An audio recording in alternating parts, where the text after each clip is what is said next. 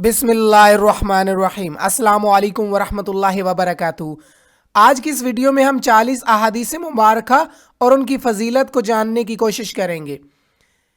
फरमाने मुस्तफ़ा सल्लल्लाहु अलैहि वसल्लम है, जो शख्स मेरी उम्मत तक दीनी अमूर की 40 अहादीसें पहुँचाने के लिए याद कर लेगा तो उसे अल्लाह अज़्ज़ा वजल क़यामत के दिन आलम दीन की हैसियत से उठाएगा और बरोज़ क़यामत मैं इसका शफ़ी और गवाह हूँगा।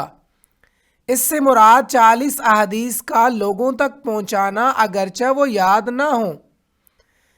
जिस शख्स ने 40 अहादीस याद की तो उसे क़यामत के दिन आप सल्लल्लाहु अलैहि वसल्लम की शफ़ाअत नसीब होगी।